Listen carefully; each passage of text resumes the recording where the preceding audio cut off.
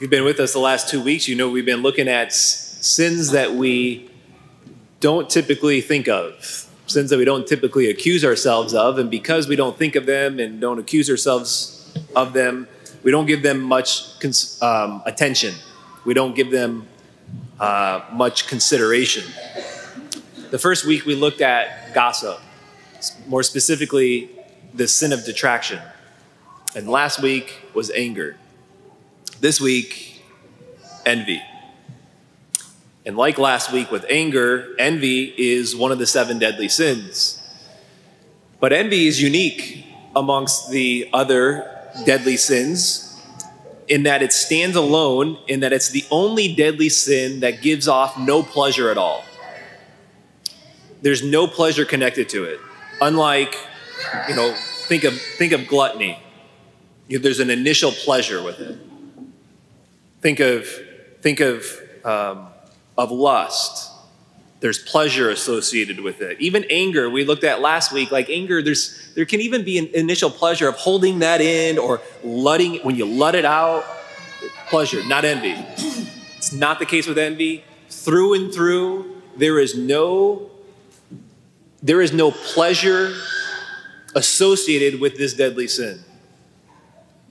We feel rotten all the way through and really feel it. There's, I was looking up this past week that neuroscientists find that when we envy other people, it stimulates the brain's anterior cingulate cortex, which is the part of the brain that's associated with both physical and mental pain. So when envy isn't understood, when envy isn't dealt with, it will bring pain. It will bring mental pain. It will bring physical pain in your life. It will bring spiritual pain. It will cause a mess in life, as we looked at with the other two, with gossip and anger. The same is the case with envy, is that it will affect our relationships. It will affect our own inability to maintain peace. So just 2 things this morning. What is envy exactly? And secondly, how are we healed from it? First, what exactly is envy? It's, as we heard in our gospel, it's front and center in our gospel today. Everyone comes to the vineyard. The vineyard owner agrees with each person as they come to the vineyard, agreed upon what their wage is. And those that worked all day, who got there in the beginning of the day, they worked all day, find out that they got paid the same amount as those that came and just worked for 1 hour at the very end. And they complain. And in their complaint, the landowner then rebukes them with those words, "Are you envious because I am generous?" We typically use the 2 words jealousy and envy interchangeably, but traditionally it's always been understood that they're different. Jealousy is when we desire the good of another. Like, I see something good about you, I see something good that you have, and I want it.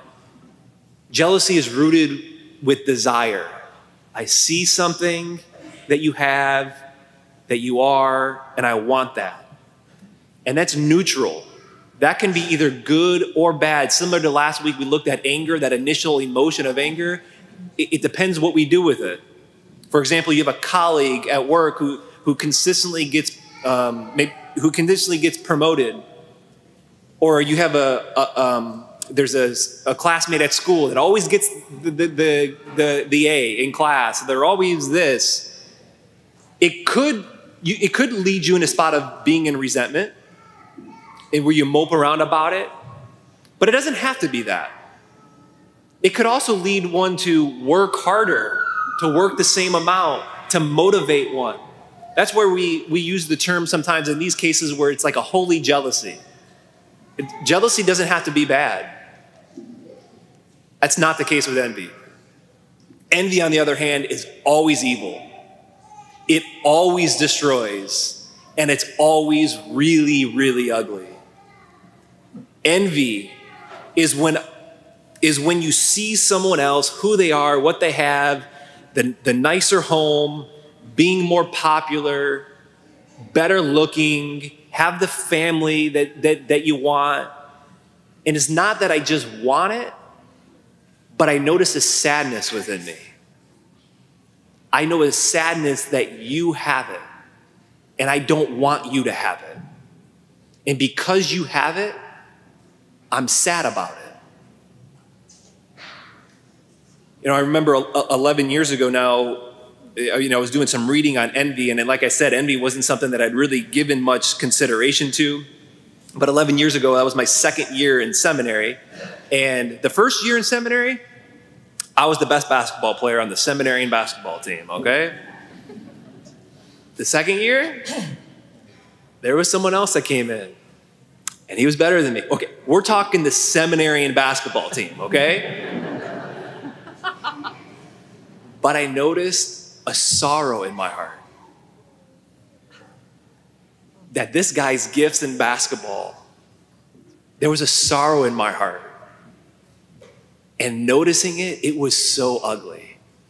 When I really came to grips, and believe me, it was the longest time that it was just like, I'm just a little this, I'm a little that. It's like, but when I came to grips that I had sorrow in my heart, and I noticed it, but that's the thing, it needs to be noticed. Because envy is something that we don't easily notice, because envy is something maybe more so than any of the other deadly sins. Envy is something that lurks under the surface. Envy hides itself. Because we're willing to admit to ourselves, right, that I'm angry, that I gossip, right, gluttony. But to be accused of envy, like for me to accuse myself of envy, or someone else accuses me, and hey, say, Father Mark, aren't you being envious right there? That you're seen as so small. Like it's so petty that I'm sad over another person's gifts, abilities, what they've worked for, what they have, how small and petty that is, and how weak that makes one. And it's not just that way, it also goes the other way of when somebody who's somebody that's higher up, if you will, in your mind that falls, we like to hear about it. You know, that's what sells. That's what sells the papers, right? Or that's what gets the clicks on articles. It's like when you see the celebrity or the actor or the athlete that's at the peak, and then something happens, they fall. It's like, I want to read about it. I want to hear about it. Someone after Mass yesterday on the way out in the piazzas is like, Father Mark, so it's wrong. So you're saying, yeah, it's wrong that I felt bad when Aaron Rodgers is out for the season, you know? And I'm like, but that gets to what we're talking about. That someone else's goodness, their gifts, their happiness makes me sad. You see how small that is, how petty it is, how ugly it is. We don't like to admit it. We don't like to admit the envious parts in our hearts. Saint Cyprian wrote a book on envy, and this sentence here just sums it up, I think, beautifully. He says, "What a gnawing worm of the soul envy is. What a plague spot in our thoughts. What a rust of the heart to be envious of another, to turn the advantages of others into our own mischief, into our own sadness." Envy is like the gnawing worm of the soul. What's he saying? He's saying it eats away at our insides. It leads to persistent feelings of discontent, of negative attitude, of a negative emotion. Envy is described as a plague spot in our thoughts. What's it do? It contaminates our thinking. It leads to bitterness. It leads to resentment and negativity. And lastly, he says that envy is a rust of the heart, right? That is, it corrodes our capacity to love. It corrodes our ability to be in communion, right? Content, for us to be content with our abilities and what God's given us, the things that are right below our nose. Envy is a happiness killer. It's a joy killer. So now that we feel all good about envy, right? How are we healed from it? Got 4 things to offer here. First, practice gratitude. all the great minds. Aristotle talked about the great antidote of envy is gratitude. The saints, gratitude. Secondly, stop looking so much. Dante, in his classic Purgatorio, describes the punishment for those that are in purgatory, from the sin of envy. And you know what the punishment is? The envious had their eyes sewn shut with wire because they spent their time on earth causing discontent in their own heart and sorrow and leading them to sin because they're always just looking around at others, comparing themselves. So their punishment was that their eyes were sewn shut with a wire. We live in a culture of envy. Maybe unlike of any other time in the course of human history, we have eyes constantly on other things and other people and what they have. If you can be on social media and on Instagram and swipe and be on Facebook and it doesn't lead your heart to a spot of sorrow, okay, more power to you. But if you notice that when you're on there that it leads to sorrow and sadness, get off of it. Or at least to lessen your time on it. Maybe you have to block certain people on there that's causing your heart to be envious. Third is to note who you're envious of. We're not envious of everybody.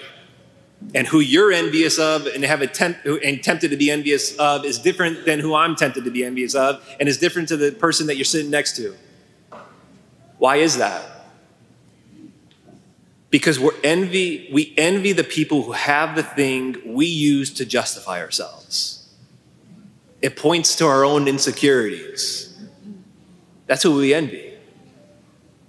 The people who have the thing that we use to justify ourselves. So go back to the example for me in basketball.